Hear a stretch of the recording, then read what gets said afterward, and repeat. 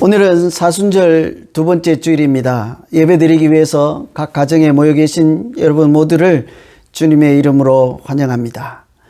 내일이 벌써 3월달이 시작되는 첫날이죠. 우리 벌써 두 달을 살고 3월을 맞이하게 되었습니다. 오늘 예배를 통해서 우리가 3월 한 달을 소망 가운데 살아갈 수 있는 힘 얻으시고 성령이 충만하여서 하나님 기뻐 받으시는 예배 드리기를 간절히 소망합니다. 이제 다 같이 사도신경으로 우리의 신앙을 고백하고 찬송함으로 오늘 하나님께 예배를 올려드리겠습니다. 전능하사 천지를 만드신 하나님 아버지를 내가 믿사오며 그 외아들 우리 주 예수 그리스도를 믿사오니 이는 성령으로 잉태하사 동정녀 마리아에게 나시고 본디오 빌라도에게 고난을 받으사 십자가에 못 박혀 죽으시고 장사한 지 사흘 만에 죽은 자 가운데서 다시 살아나시며 하늘에 오르사 전능하신 하나님 우편에 앉아 계시다가 저리로서 산자와 죽은 자를 심판하러 오시리라. 성령을 믿사오며 거룩한 공회와 성도가 서로 교통하는 것과 죄를 사하여 주시는 것과 몸이 다시 사는 것과 영원히 사는 것을 믿사옵나이다. 아멘.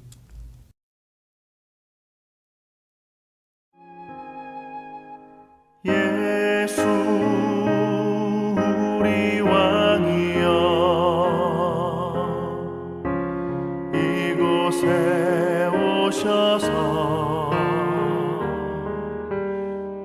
우리가 함께 드리는 영광을 받아 주소서.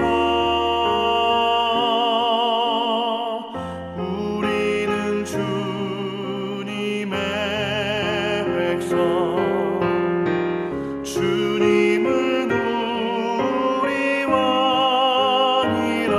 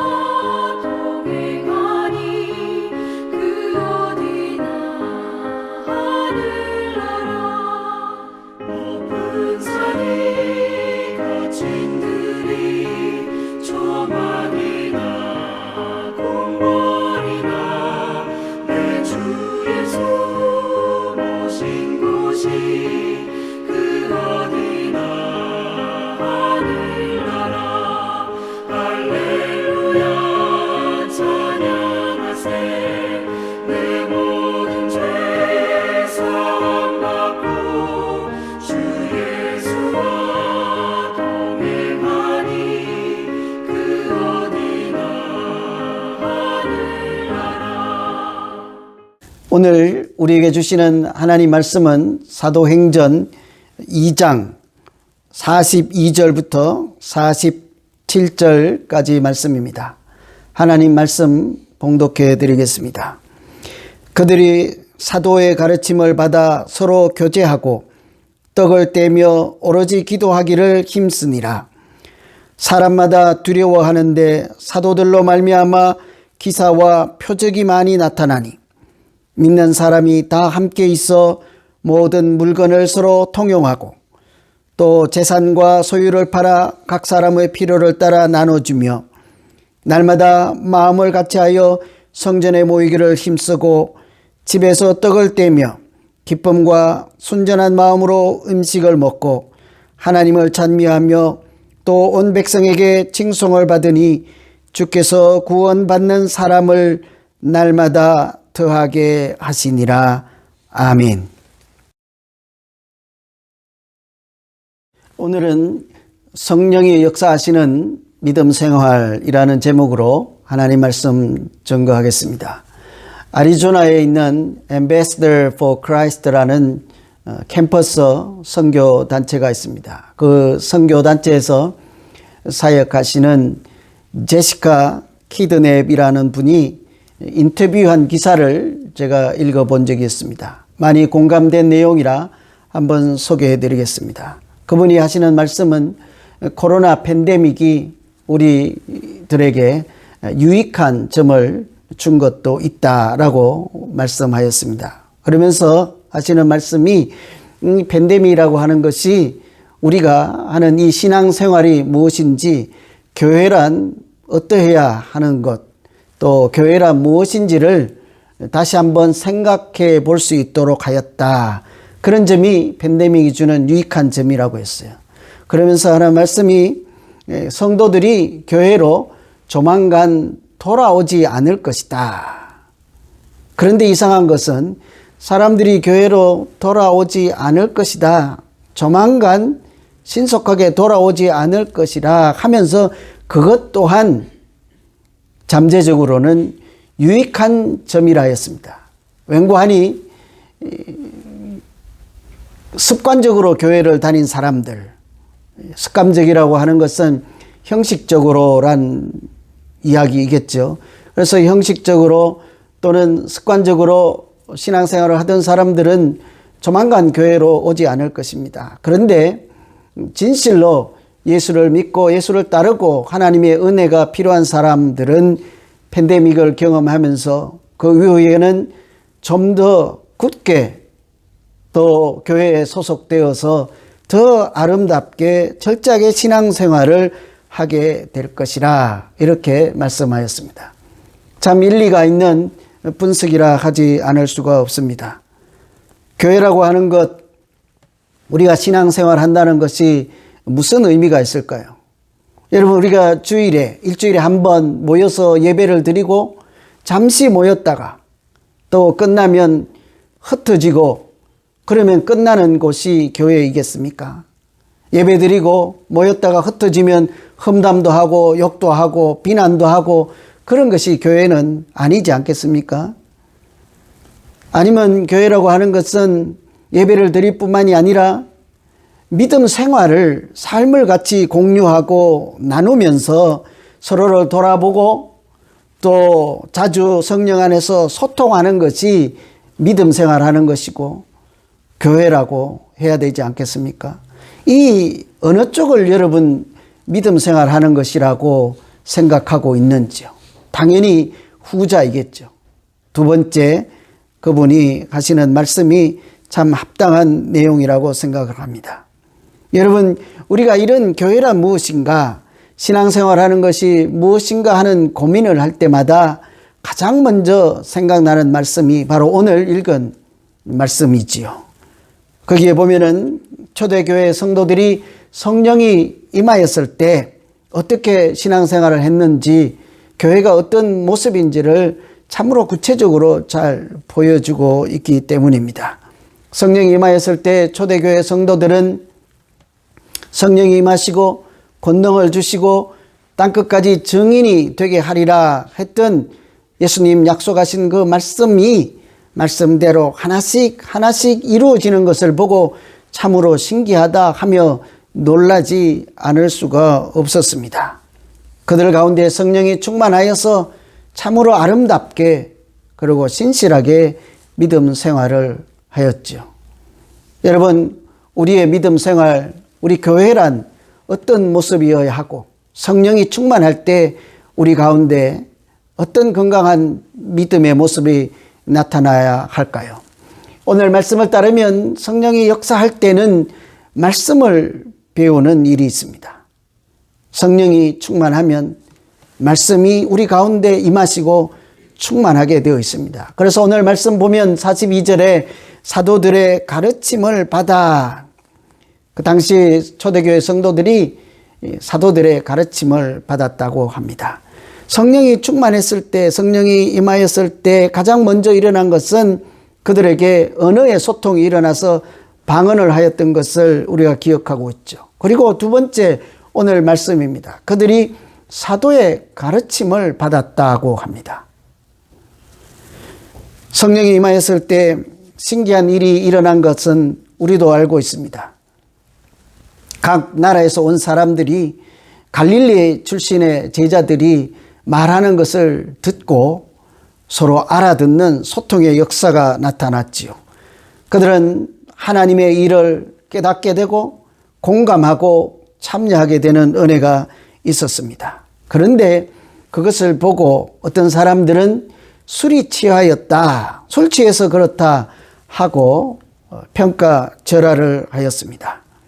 그런 의견이 분분할 때 때마침 베드로 사도께서 일어나셔서 그들에게 말씀하였죠. 이것은 술 취해서 그런 것이 아니라 성령이 역사하실 때 일어나는 일이다 라고 알려주었습니다.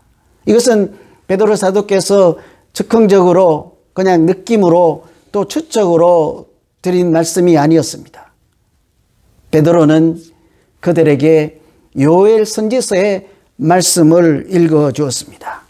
말세의 때가 되면, 하나님의 때가 이르면 하나님께서 모든 사람에게 성령을 부어 주시고 서로 소통하게 하고 천국과 같은 그런 공동체가, 하나님 나라가 되게 할 것이라 하는 말씀을 읽어 주었죠. 만일 그때 베드로 사도조차 요엘 선지서의 말씀을 알지 못했다면 어떤 사람들처럼 그 당시의 현상을 보고 술이 취해서 그렇다, 또는 정신이 나갔다, 또는 정신이 혼미했다, 귀신이 들렸다 하고 지나갈 수도 있는 일이었습니다. 그러나 그 요엘 선지서의 말씀을 하나님께서 깨닫게 해 주셨으므로 그 말씀으로 인해서 이것은 술 취한 것이 아니라 하나님 성령께서 역사하시는 일이다 라고 할 수 있었던 거죠. 그래서 말씀이 중요한 것입니다. 하나님의 말씀은 우리의 삶을 해석하게 하고 하나님이 하시는 일들을 깨닫고 알아먹을 수 있도록 인도하시기 때문이죠. 우리 믿음 생활도 이와 같은 것이 아니겠습니까? 건강하고 바른 신앙 생활은 말씀이 이끌어가고 말씀이 기준이 될 때 가능한 일이죠. 그래서 사람들은 하나님의 말씀을 캐논이라고 불렀습니다. 모든 것을 판단하고 결정할 때 증거가 되고 기준이 된다는 말씀이죠. 캐논은 근거, 기준이라는 소리입니다. 그래서 이 말씀은 내 생각이 어디로 가야 하는지, 내 생각이 바른지 그런지를 판단해 줄 때 기준이 되고 근거가 됐죠. 말씀은 내 마음이 어디를 향하여야 하는지 깨닫게 하시고 왜 사랑해야 하는지, 왜 용서해야 하는지를 알게 하셔서 우리가 하나님의 사람으로 살아갈 수 있도록 도우시고 인도하시는 것이 바로 하나님의 말씀이지 않겠습니까? 그러므로 우리는 말씀에 우리가 살아가는 인생의 답이 있고 길이 있다, 그렇게 말씀들 하죠. 그러나 만일 말씀을 배우는 일이 없다면 우리의 믿음은 감정으로 또 기분에 따라 뜨거웠다, 미지근했다, 차가웠다, 그렇게 하지 않겠습니까? 그래서 하나님도 그렇게 말씀하셨습니다. 사람이 떡으로만 살 것이 아니라 하나님의 입에서 나오는 말씀으로 살아야 할 것이라.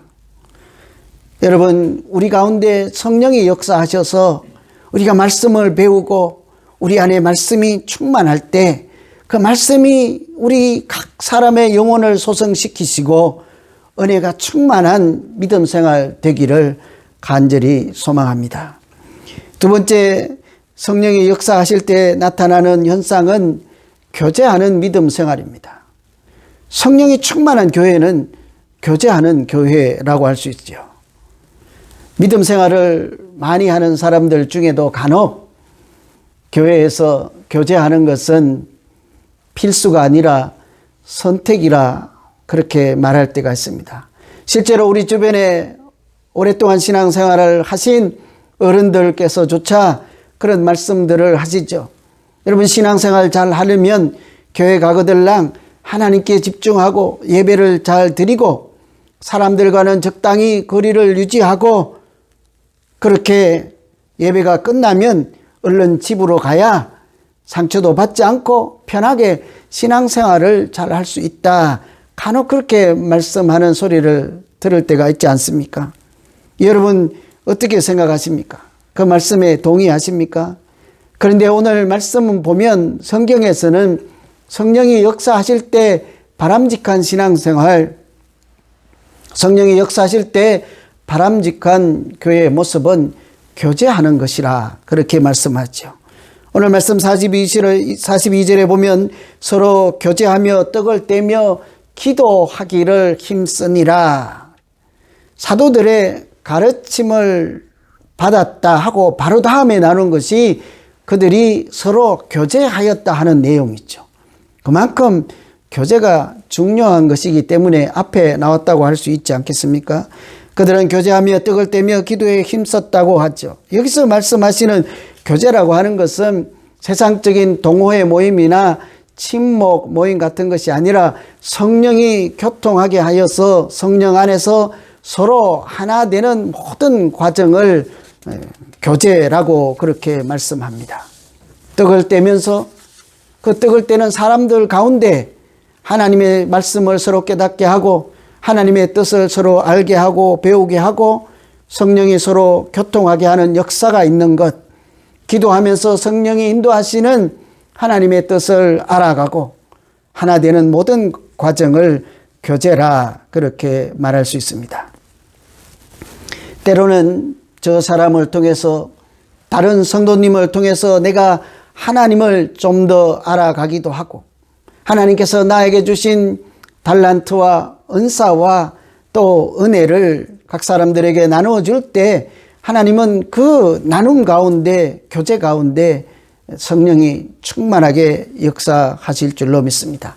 하나님은 하나님의 자녀들을 만나게 하시고 모이게 하시고 같이 밥을 먹게도 하시죠.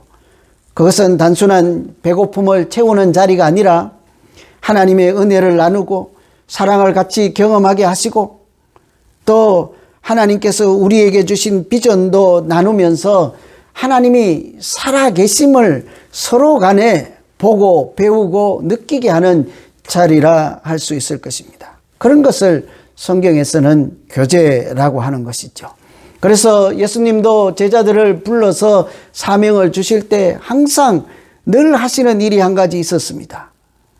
첫째는 그들과 함께 하셨다 하는 말씀이죠. 그리고는 그들과 늘 식탁 교제를 나누었습니다. 항상 성경에도 보면 예수님이 누구를 만나거나 누구를 부르면 그 집에 가서 또는 늘 식탁에 앉아있는 장면을 우리에게 소개하는 것을 흔히 볼 수 있지 않습니까? 그만큼 중요하다는 거죠. 우리도 우리의 만남을 소중하게 여기고 그 만남 가운데 하나님이 역사하시는 교회가 되어서 교제 가운데 신앙의 열매를 많이 맺고 또 교제 가운데 성령이 충만한 믿음 생활을 서로 돕고 또 나누는 그런 우리 모두가 되기를 간절히 소망합니다. 세 번째는 성령이 역사할 때 나타나는 현상은 나누는 믿음 생활입니다. 성령이 충만한 사람은 나누는 사람이라고 할 수 있습니다. 오늘 44절에 보시면 믿는 사람이 다 함께 있어 모든 물건을 서로 통용하고 재산과 소유를 팔아 각기 필요한 사람들에게 나누어 주고 다 같이 날마다 마음을 같이하였다, 이렇게 말씀하죠. 자기 물건을 팔아서까지 다른 사람에게 나누어 주었다고 합니다. 참 쉬운 일이 아니잖아요. 남아서 또는 내가 보관하고 또 내가 쓰다가 이런 것은 나누어 줄 수 있지만 내가 가지고 있는 것을 팔아서까지 나누어 준다 하는 것은 보통 일이 아닐 것입니다. 물건을 나누고 사랑을 나눌 때 성령이 그 나눔을 통해서 강하게 역사하시기 때문이죠. 아니 반대로 성령이 강력하게 역사하시면 내가 가진 소유와 재물까지 팔아서까지 나눌 수 있는 그런 은혜가 우리 가운데 충만하게 될 줄로 믿습니다. 100년을 살다 보니 하는 책을 쓰신 김영석 교수님께서는 소유는 인생의 목적이 아니다, 그렇게 말씀하였습니다. 그러면서 하시는 말씀이 많이 가진 사람이 부자가 아니라 많이 나누어 주는 사람이 부자라 하였습니다. 참 여러분 얼마나 지혜로운 말씀입니까? 저도 늘 평소에 그렇게 생각해 오고 있었습니다. 많이 가진 사람들은 부자로 보이지 않습니다. 그러나 가진 것이 없을지라도 늘 넉넉한 마음으로 다른 사람을 대하고 아주 부족하고 연약한 것이지만 하나라도 남들에게 주기 위해서 애를 쓰고 나누는 사람들을 보면 저분들이 수많은 빌딩을 가지고 기업을 가진 사람들보다 또 부자라고 생색을 내는 사람들보다 훨씬 넉넉한 사람, 부자라 하는 생각을 늘 하면서 그렇게 우리가 살고 있지 않습니까? 교수님 하신 말씀처럼 부자는 많이 소유한 사람이 아니라 많이 나누는 사람이 부자임에 틀림이 없습니다. 그러면서 덧붙여 하시는 말씀은 소유를 인생의 목적으로 사는 사람은 성경적인 가치관을 가진 사람도 아니요, 성경이 말씀하시는 하나님 나라의 사람도 아니다, 그렇게 말씀을 하였죠. 오늘 말씀에서 서로 물건을 통용하고 나누는 것을 보면 불쌍한 사람을 도와주기 위해서다 하는 그런 차원 정도가 아닌 것을 알 수가 있습니다. 나누는 것, 내가 가진 것까지 팔아서 나누어주는 그런 삶은 하나님의 자녀로 살아가는 마땅한 모습, 필수적인 모습이지 않겠습니까? 그 나눔에는 그들의 신앙 고백이 들어 있습니다.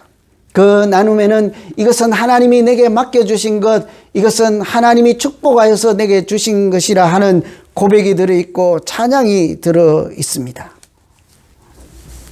여러분, 사람들은 많이 가지고 여유가 있으면 나누어 주겠다 하지만 실제로는 많이 가진 사람이 나누어 주는 것이 아니라 이것은 하나님이 나에게 주신 것이요, 하나님께서 맡겨주신 것이라 하는 인식을, 그런 믿음을, 그런 신앙 고백을 할 수 있는 사람이 나누는 삶을 사는 것을 우리가 흔하게 볼 수 있습니다. 얼마 전에 자기 재산 절반 대략 추정해서 계산하면 5천억 원이나 되는 자기 재산을 사회에 환원하겠다 선언한 분이 계셨지요. 젊은 사람입니다. 배달의 민족을 창업한 김봉진 의장이라고 하시는 그분이 40 중반 정도 되는 젊은 사람인데도 불구하고 5천억 원이나 되는 자기 재산의 절반을 좋은 일을 위해서 쓰겠다 하고 입으로만 한 것이 아니라 서명을 하고 기부단체에다가 이렇게 약속을 하는 것을 보았습니다.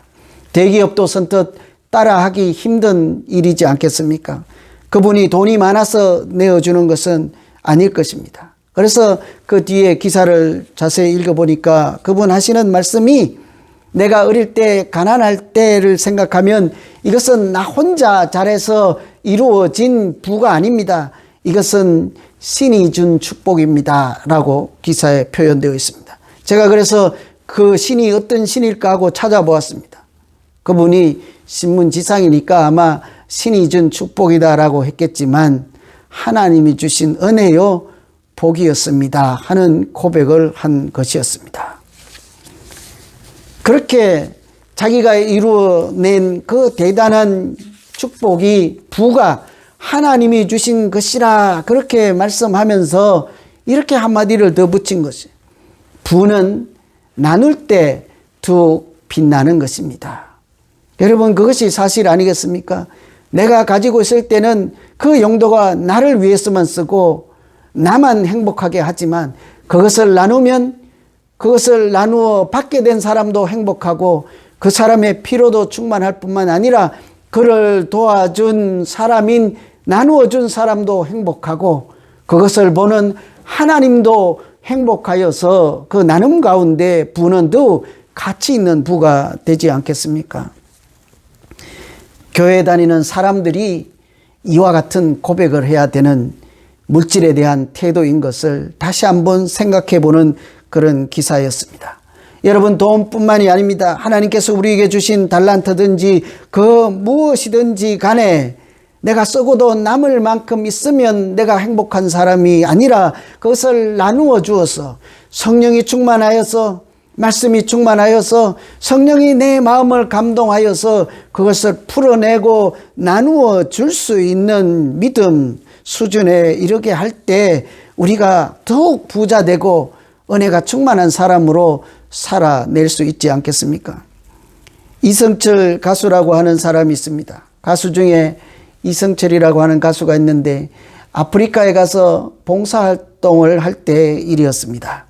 그 어린아이를 만났는데 처음에는 티눈이 생겨서 그 부모가 이제 넉넉하지 못하니까 병원을 가지 못해서 오래 방치를 하였습니다. 그래서 그때 이 가수가 가서 봉사활동을 하다가 우연히 그 어린아이를 보고 병원에 안타까워서 데려갔더니 의사가 하시는 말씀이 이 아이는 이 티눈이 이제 커진 이 눈뿐만 아니라 다른 한쪽 눈까지 적출하여야 그 두 눈을 다 빼내야 할 지경입니다. 두 눈을 다 적출해야 합니다 하는 소리를 듣게 된 거죠.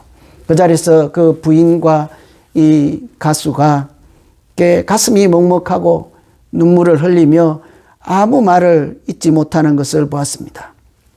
그리고는 그 눈을 빼지 않고 고칠 방법이 없을까 고민하다가 그 어린아이를 한국으로 데리고 와서 그것도 자기 집에 3개월 동안 데리고 살면서 병원에서 수술을 하게 됐는데요. 얼마나 다행입니까? 눈을 빼지 않고 수술을 잘 받을 수가 있었습니다. 세월이 흘러서 이제 소녀가 된 그 어린 꼬마를 이렇게 소녀가 된 모습을 모두가 같이 볼 수가 있었습니다. 여러분, 저는 그런 생각이 들었어요. 이 가수가 어떤 사람인지 저는 잘 모릅니다. 그러나 이 한 사람을 살려낸 그것만 가지고도 이 사람은 참 가치 있는 인생을 살았다라고 할 수 있지 않겠습니까? 우리가 살면서 내 것을 나누어 줌으로 사랑을 나누어 주고 은혜를 나누어 주고 달란트를 나누어 줌으로 누군가 한 사람이라도 살려만 낼 수 있다면 그것은 헛된 인생이 결코 아닐 것입니다. 그러면서 이 가수가 덧붙인 말씀, 이제는 내가 노래할 이유가 생겼습니다. 그전에는 내가 직업이 가수라서 노래를 하였습니다. 노래를 잘하기 때문에 하였습니다. 때로는 노래하기가 싫을 때도 있었습니다. 그러나 이제는 내가 노래할 이유가 있고 노래하는 것은 참 행복한 일이 되었습니다. 그것은 노래를 하여서 생기는 이 수익을 가지고 다른 사람을 살려낼 수 있기 때문이라 그렇게 말씀하였습니다. 여러분, 우리에게 하나님은 어떤 사람에게는 노래를, 또 어떤 사람에게는 그림을, 또 어떤 사람에게는 작은 일에도 봉사하는 또 사랑의 달란트, 여러 가지 하나님께서 주신 것이 다 한 가지씩은 있지 않겠습니까? 그것을 온 세상에 또는 지역사회에 우리 교회 안에서조차라도 나누어 줄 때 그것은 생명을 살리는 성령이 역사하는 일에 참여하는 일이 될 줄로 믿습니다. 저는 우리 교회가 자기 유익만 추구하는 교회가 아니고 또 우리 모두가 자기 이익만 추구하는 그런 성도가 아니라 예수님께서 십자가에서 자기 목숨을 내어주고 한 알의 밀알이 땅에 떨어져 썩어서 많은 열매를 맺고 그 주님 한 분의 십자가의 보혈의 공로가 많은 사람을 구원한 것처럼 하나님께서 우리에게 주신 각 달란트와 가진 소유와 물질까지라도 팔아서까지라도 다른 사람과 나누면서 살아갈 때 하나님께서는 우리가 많이 가져서 부자가 아니라 나눌 때 부자가 되는 은혜가 충만케 하시고 성령이 역사하시는 사람으로 살아가게 하실 줄로 믿습니다. 오늘 말씀을 통해서 우리가 그렇게 살아가면 하나님께서는 우리가 사람들에게도 칭송을 받고 날마다 구원받는 사람들을 더해 주신다고 하였습니다. 우리가 성령이 역사하여서 말씀을 배우고 또 서로 사랑하며 교제를 나누고 또 하나님이 주신 것들을 나누며 살아갈 때 우리 가운데는 은혜가 충만하고 성령이 역사하시는 일에 참여하는 우리 모두 되기를 간절히 소망합니다. 이제 오늘 말씀 같이 생각하면서 한번 기도하면 좋겠습니다. 어떻게 기도할까요? 하나님, 성령이 역사하면 나타나는 그런 일들, 말씀을 배우고 가르치고 서로 사랑 안에서 교제해서 성령 안에서 하나 되고 또 내가 하나님께서 주신 것이 조금밖에 없을지라도 그것을 나눔으로 그것이 더욱 빛나게 하시고 성령이 생명을 살리는 역사에 참여하게 해 주십시오. 우리 이렇게 한번 같이 기도하시겠습니다. 하나님 아버지, 우리 각 사람에게 하나님 마음을 주시고 하나님 말씀을 주셔서 깨닫게 하시고 하나님의 사람으로 살아갈 수 있게 인도하심을 감사합니다. 하나님, 내가 나중에 많이 가지면 나누어 주겠다고 결정하고 또 그때를 기다리며 살지 않게 하시고 오늘 이 순간에 하나님께서 내게 맡겨주신 그것을 지금 당장 이곳에서 가정에서 교회에서 이웃에게 무엇인가라도 하나님이 주신 사랑과 은혜와 말씀과 소유와 재물까지도 나누어 줄 때 그것이 성령이 역사하시는 자리가 되게 하시고 그것이 성령이 역사하시는 우리 교회가 되게 하여 주시옵소서. 말씀으로 우리 인생의 길을 찾게 하시고 교제 가운데 서로 생명을 살리는 은혜가 넘치는 우리 모두 되게 하여 주시옵소서. 예수님 이름으로 기도하옵나이다. 아멘. 이제 다 같이 찬송하심으로 하나님께 예물 올려드리겠습니다. 진정한 예배가 숨쉬는 교회, 주님이 주인 되시는 교회, 믿음의 기도가 쌓이는 교회, 최고의 찬양을 드리는 교회, 말씀이 살아 움직이는 교회, 성도의 사랑이 넘치는 교회, 섬김과 헌신이 기쁨이 되어 열매 맺는 아름다운 교회, 주님의 마음 닮아서 이웃을 사랑하는 교회, 주님의 영광을 위해서 빛 되신 주님 정하는 교회, 사랑의 불꽃이 활짝 피어나 날마다 사랑에 빠지는 교회, 주께서 사랑하는 우리 교회가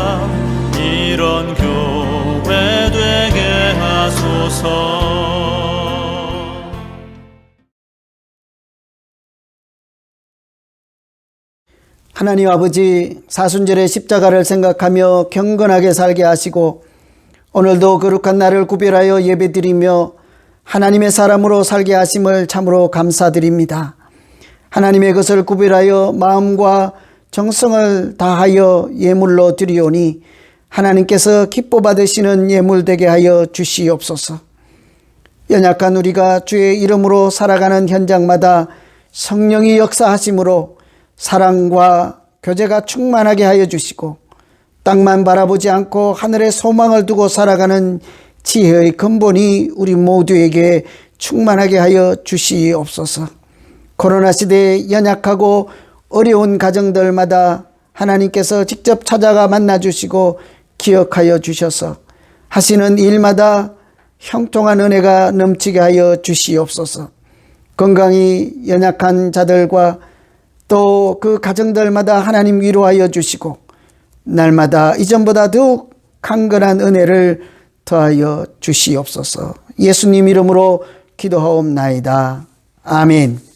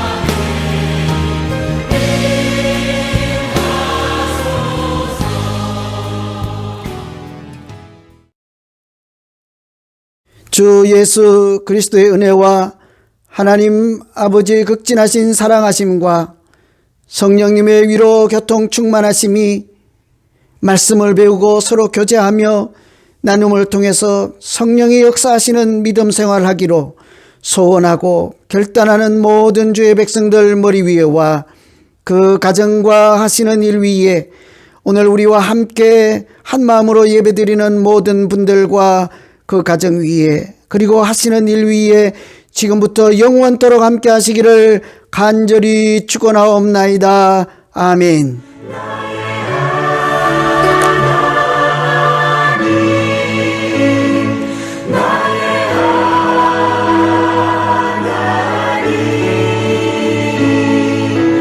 구원의 불이시요 나의 산성이라 나의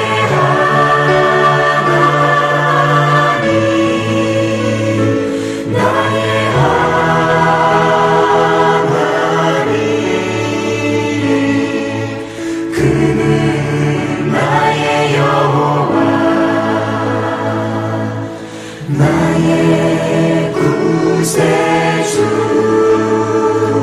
나의 힘이 되신 여호와여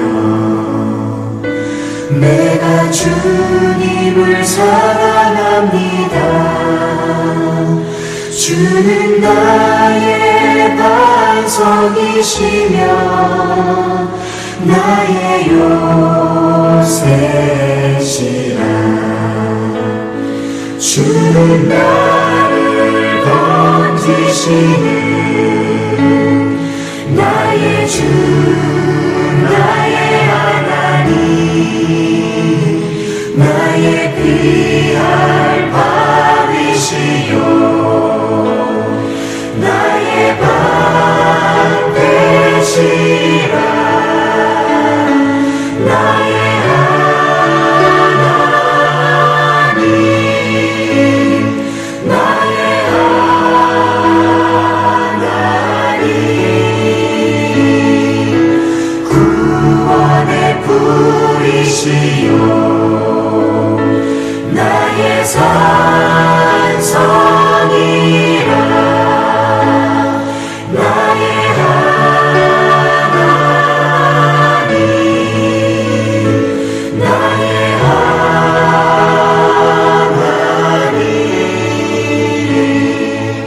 그는 나의